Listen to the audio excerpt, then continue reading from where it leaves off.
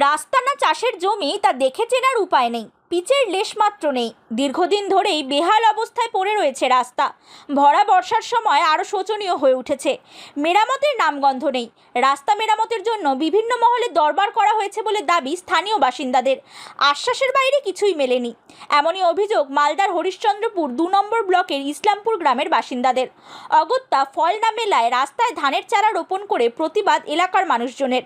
শুক্রবার সকালে ধান রোপণ করে অভিনব প্রতিবাদে সামিল হলেন বাসিন্দারা। তাদের অভিযোগ, ইসলামপুর মহানন্দা বাঁধ রোড থেকে গ্রাম পর্যন্ত কম বেশি 1 কিলোমিটার রাস্তা বহু বছর ধরেই বেহাল হয়ে রয়েছে। বড় বড় গর্তে বৃষ্টির জল জমে নিত্যদিন চরম দুর্ভোগের সঙ্গে দুর্ঘটনাও ঘটছে। এই রাস্তা দিয়ে ইসলামপুর, চাঁদপুর, খোপাকাটি, লক্ষণপুর সহ প্রায় 10টি গ্রামের মানুষ এবং স্কুল মাদ্রাসার পড়ুয়ারা যাতায়াত করেন। গ্রামবাসীদের দাবি, বহুবার প্রশাসনের কাছে অভিযোগ জানিয়েও কোনো উদ্যোগ নেওয়া হয়নি। তাই ক্ষোভে এদিন রাস্তায় ধানের চারা রোপণ করে দ্রুত সংস্কারের দাবি তোলেন তারা। মহানন্দা বাঁধ রোড থেকে ইসলামপুর গ্রামের যাওয়ার রাস্তা। এই রাস্তা দীর্ঘদিন ধরে, অনেক দিন ধরে এই রাস্তা বেহাল অবস্থায় পড়ে রয়েছে।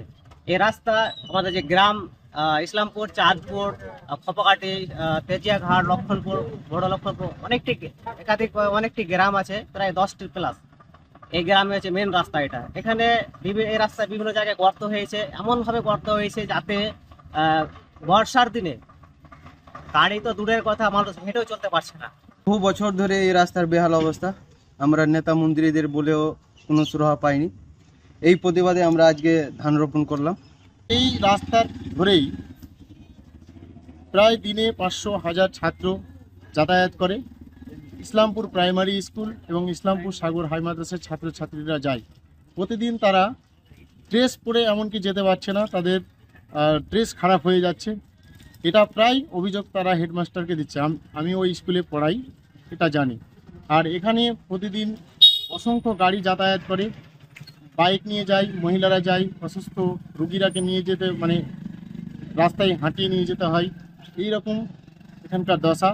অবিলম্বে রাস্তা মেরামতের দাবি জানিয়েছেন এলাকার মানুষজন।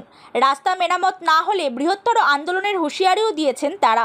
Bureau report, Hindustan news point.